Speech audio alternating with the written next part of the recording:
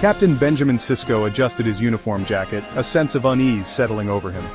He stood on the bridge of Deep Space Nine, staring out at the swirling anomaly that had appeared near the station. It pulsed with an energy he'd never encountered, not even in the depths of the Gamma Quadrant. "Report," he said, his voice tight. "Unknown energy signature, Captain," Dax responded, her fingers flying over the console. "No match in our database." Suddenly a vessel emerged from the anomaly. Sleek and angular, it was unlike any ship Sisko had ever seen. Aboard the alien vessel, Captain John Sheridan felt a similar sense of bewilderment. He stood on the command deck of the White Star, his jaw clenched as he looked at the unfamiliar station before him. It was a hodgepodge of different races and technologies, unlike anything in known space. "Sensors?" he barked, his voice echoing in the tense silence. "No identification, Captain," Corwin replied, his voice strained. "It's like it doesn't belong here." The two captains, each facing the unknown, gave the order to hail. What followed was a tense exchange. They spoke different languages, yet somehow understood the other's apprehension. The meeting was arranged. Sisko and Sheridan, two soldiers thrust into extraordinary circumstances, faced each other on the station's promenade. "Captain Sisko, I presume," Sheridan said, extending a hand. Sisko nodded, shaking it. "And you're Captain Sheridan?" Thus began an unprecedented chapter in their lives. The White Star dwarfed even the Defiant in sheer size, its angular lines a stark contrast to the Federation vessel's more utilitarian design. The docking procedure was tense. Neither ship's systems were compatible, requiring manual overrides and constant communication. "This is like flying a brick through a keyhole," muttered Chief O'Brien, sweat beading on his forehead as he wrestled with the controls. On the Defiant's bridge, Worf watched the White Star with a warrior's curiosity. He'd faced down Klingon birds of prey and Romulan warbirds, but this vessel was something else entirely. Its weapon systems were unlike anything he'd encountered. He made a mental note to request a full analysis later.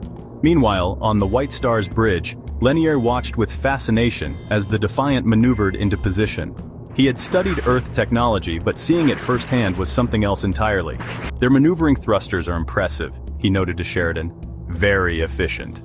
Sheridan nodded, his gaze fixed on the Defiant. He couldn't help but admire the ship's compact design and powerful weaponry. He knew firsthand the kind of beating it could take. It was a worthy adversary, he thought, but he hoped it wouldn't come to that.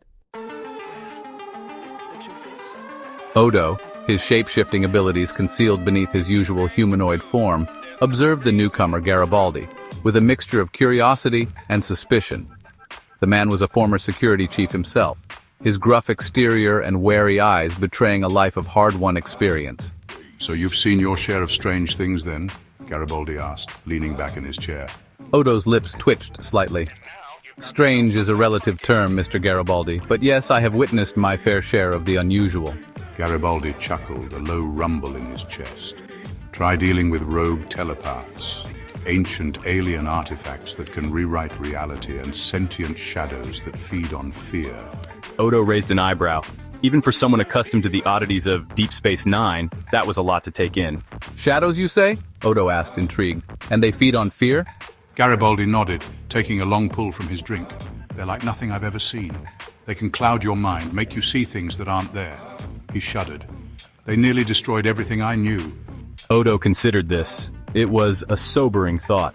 He'd faced his own share of powerful enemies, but these shadows sounded like a threat unlike any other. He made a mental note to learn more about them. One could never be too careful. Ivanova, her usual stoicism firmly in place, reviewed the data with a critical eye. It was nonsensical, of course. The readings, the energy signatures, the very laws of physics seemed to be different. Wrong, somehow. "This makes no sense," she muttered, more to herself than to Kira. Major Kira Nerys, never one to back down from a challenge, leaned over Ivanova's shoulder. "What do you mean?" she asked, her voice sharp with concern. "These readings," Ivanova said, pointing to the screen, "they suggest a fundamental difference in the fabric of space-time itself." Kira frowned. "Different how?" she asked. "It's as if," Ivanova said, searching for the right words, "as if we've somehow shifted into another reality, another universe." The words hung in the air, heavy with their implications. Kira stared at the data, her mind struggling to grasp the concept. Another universe? It seemed impossible, and yet, the evidence was there before her eyes. We need to figure out how to get back, Kira said, her voice firm despite the tremor of fear she felt. Our people, our worlds, they're depending on us. Ivanova nodded, her expression grim. Indeed, Major, she said. Indeed they are.